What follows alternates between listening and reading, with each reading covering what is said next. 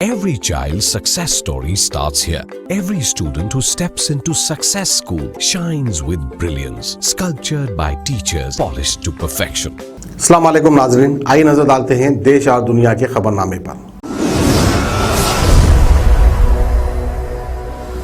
और इस वक्त के खबरनामे में सबसे बड़ी खबर आ रही है सुप्रीम कोर्ट की तरफ से कि सरकार से अलग राय रखना देशद्रोही नहीं है। फारूक अब्दुल्ला के खिलाफ दाखिल याचिका को सुप्रीम कोर्ट ने खारिज कर दिया है। जम्मू कश्मीर के अनुच्छेद 370 के खिलाफ बयान देने पर सुप्रीम कोर्ट में जम्मू कश्मीर के पूर्व सीएम फारूक अब्दुल्ला पर देशद्रोह कार्यवाही करने का आदेश जारी करने के लिए याचिका दाखिल की गई थी। मामले में सुप्रीम कोर्ट ने अपनी अहम टिप्पणी करते हुए कहा कि सरकार की राय से अलग और असहमति वाली राय रखने वाले विचारों को देशद्रोही नहीं किया जा सकता।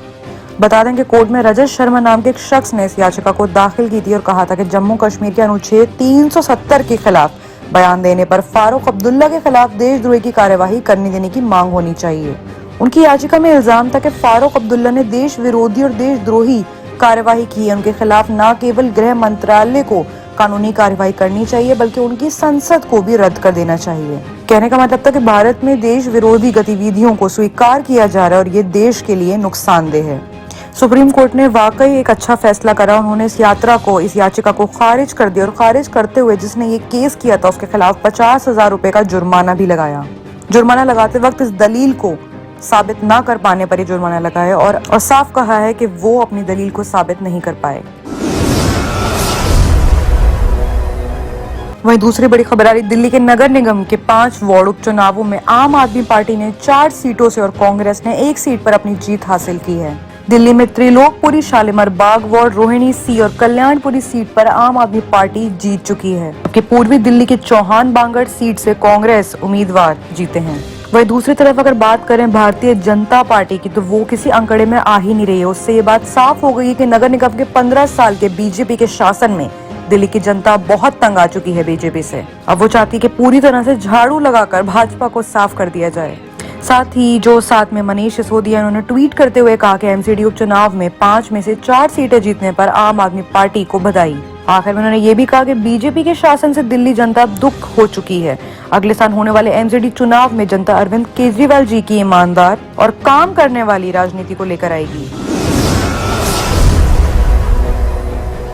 वहीं तीसरी बड़ी खबर आ रही है मुख्तार अंसारी के मामले को लेकर, जिसमें सुप्रीम कोर्ट ने कह दिया कि ये तो इसकी कहानी किसी फिल्मों की स्क्रिप्ट से कम नहीं है। यूपी के बाहुबली विधायक मुख्तार अंसारी को यूपी ट्रांसफर करने के मामले में सुप्रीम कोर्ट में यूपी और पंजाब सरकारों के बीच गर्मा गर्म बहस हो गई। यूपी सरकार की ओर से पेश सॉलिसिटर जनरल तुषार मेहता ने कहा कि हिंदी और साउथ की फिल्मों जैसी स्क्रिप्ट हो गई है। उस पर 30 एफआईआर हैं, 14 मामले हैं, ट्रायल चल रहा है। अचानक 2019 में पंजाब में एक एफआईआर दर्ज कर ली। पंजाब में उनका रहना असंवैधानिक है क्योंकि वो एमपी एमएलए कोर्ट की हिरासत में थे और पंजाब पुलिस बांदा जेल में पहुंची और जेल अफसरों ने पंजाब पुलिस को सौंप दिया, जबकि यह आदेश अदालत को देना चाहिए था। आपको बता दें कि 29 अप्रैल 2019 और 22 जून 2019 को पंजाब पुलिस ने यूपी में विशेष अदालत को बताया था कि आरोपी मुख्तार अंसारी की सेहत नहीं सही है, जबकि इसी दौरान उसे दिल्ली के कोर्ट में भी पेश किया गया था। पंजाब की तरफ से पेश वकील दुष्यंत देवे ने कहा कि क्या कोई राज्य किसी राज्य को आदेश देने के लिए सुप्रीम कोर्ट में दाखिल कर सकता है अपनी याचिका। वहीं अगली बड़ी खबर आ रही है मुंबई से कि मुंबई में वैक्सीन सेंटर पर लोग ऐसे टूट पड़े कि भीड़ देखकर हर्ष गोयनका ने कहा कि वैक्सीन से पहले ही कोरोना वायरस जरूर हो जाएगा। बता दें कि कोविन पोर्टल में कुछ टेक्निकल खराबी की वजह से बीकेसी टीकाकरण केंद्र पर भारी भीड़ जमा हो गई। भीड़ का वीडियो सोशल मीडिया पर काफी वायरल हो रहा है। कोरोना से बचने के लिए वैक्सीन लगवाने के लिए भीड़ पहुंच गई, लेकिन ये बात भूल गई कि सोशल डिस्टेंसिंग भी उतनी ही जरूरी है। लोग दूरी बनाने के बजाय नजदीक खड़े नजर आ रहे हैं। वीडियो में अधिकतर बुजुर्ग नजर आ रहे हैं। वीडियो को देखकर हर्ष गोयनका ने गुस्सा किया और कहा कि वीडियो शेयर करते हुए कि भले ही वैक्सीनेशन ना लगे लेकिन कोरोना वायरस जरूर हो जाएगा। वहीं एक और बड़ी खबर आ रही है पटना से कि पटना में वैक्सीन लगने के 22 दिन बाद कोरोना से एक मेडिकल स्टूडेंट की मौत हो गई। पटना के नालंदा मेडिकल कॉलेज के फाइनल ईयर के एक मेडिकल स्टूडेंट को कोविड वैक्सीन लेने के बावजूद कोरोना वायरस से मौत हो गई। इस कॉलेज के 4 और स्टूडेंट पॉजिटिव पाए गए हैं। 22 साल के शुभेंदु सुमन की मौत बेगूसराय में हुई, जबकि उन्होंने 22 दिन पहले ही कोवैक्सीन की पहली डोज ली थी।